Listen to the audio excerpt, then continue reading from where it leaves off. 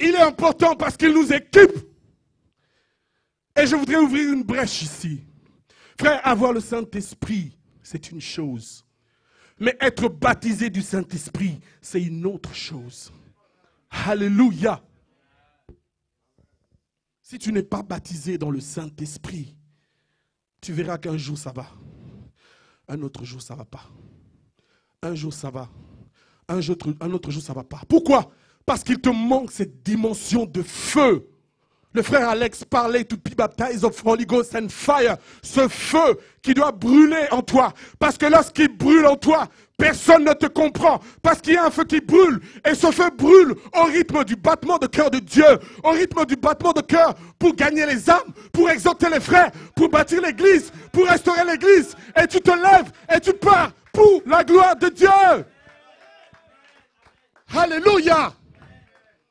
L'apôtre Paul va regarder ces chrétiens, leur façon de travailler. Il va se rendre compte toutes choses qu'ils étaient bizarres. Il leur manquait quelque chose. Et ça m'arrive aussi souvent lorsque je rencontre certains frères. Je sais que c'est pas clair. Excusez-moi.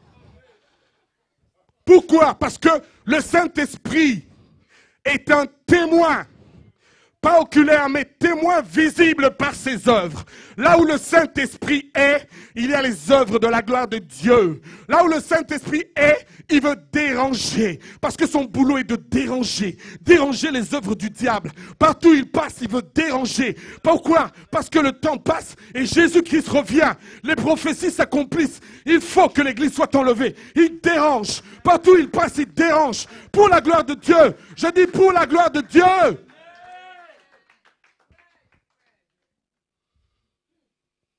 Pourquoi le Saint-Esprit est important? Alléluia. Parce qu'il suscite. Parce qu'il manifeste les dons spirituels. Frère, dans l'Ancien Testament, même pas. Lorsque l'Église est née, l'Église primitive avait une influence sur la politique, frère. Oui, tu m'as bien entendu. Elle avait une influence sur la politique. Pourquoi? Parce qu'on pouvait sentir qu'il y a une puissance. Et ils ne comprenaient pas ce que c'était. Mais il y a une puissance qui vient de là-bas. Mais avec les dogmes humains, avec les traditions humaines, avec les compromissions, le Saint-Esprit a commencé à reculer. Et l'Église a commencé à perdre de sa valeur. Et l'Église a commencé à perdre de son statut. Et l'Église a commencé à perdre de sa force. Parce que l'Église sans le Saint-Esprit, ce n'est plus rien du tout. Ça pue. Alléluia.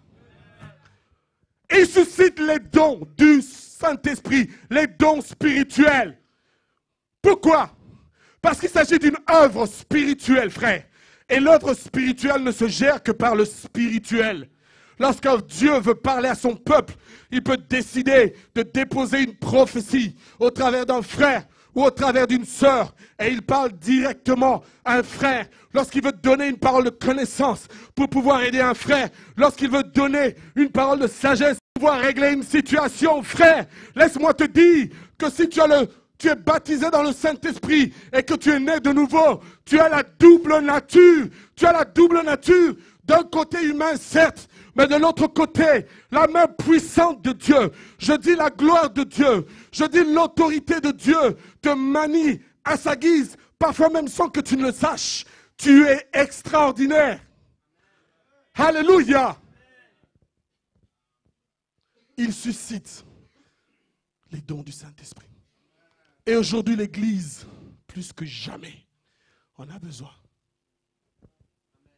Allez dans les hôpitaux. Allez dans les hôpitaux. Les malades, les sidatiques, les ceci, les cela. Qui va aider? Qui va guérir? L'Église est la main droite puissante de Dieu. Si l'Église faillit, Dieu a failli.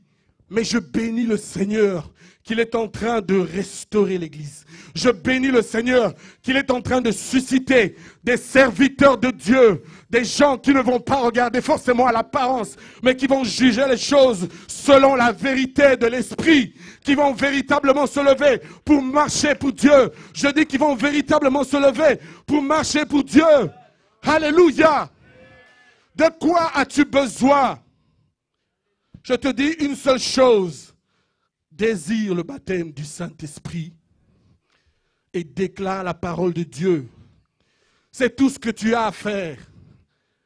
Je dis, c'est tout ce que tu as à faire. Parce que la vérité, et c'est sur là-dessus que je vais terminer, la vérité est que lorsque Jésus s'est présenté et qu'il a appelé Lazare, sort, cette parole était ointe, cette parole avec de l'huile dessus, frère. Cette huile que toi et moi nous recherchons, mais cette huile que nous avons si nous sommes baptisés dans le Saint-Esprit. Et il a pu dire, Lazare sort. Et le Saint-Esprit va ramener à la vie ses membres. Le Saint-Esprit va ramener les nerfs, là où les nerfs avaient séché. Je voudrais te dire que ta situation n'est pas irréversible. Ce ne sont que les médecins qui peuvent dire de façon scientifique que telle situation ne peut pas changer. Mais je vais te dire une chose, qu'avec Dieu, il n'y a pas cette loi. C'est la loi du spirituel. C'est la loi de la foi. C'est la loi de l'onction du Saint-Esprit. Et le Saint-Esprit ne respecte pas le plan de l'homme. Le Saint-Esprit respecte son propre plan. Le Saint-Esprit décide d'aller et de faire ce qu'il veut. Parce qu'il est Dieu et parce qu'il a un mandat. Parce que les gens doivent aller au ciel. Parce que les gens doivent aller au ciel. Et il décide dans ces derniers temps de pouvoir élever des serviteurs de Dieu de façon à ce qu'ils puissent partir sans considérer beaucoup de choses, s'il te plaît. Dis à ton voisin, recherche le Saint-Esprit. En 2009, on va rechercher encore plus le Saint-Esprit. Si tu ne comprends pas, parce que tu n'es pas spirituel, on te regarde, on passe et on prie pour toi. Alléluia!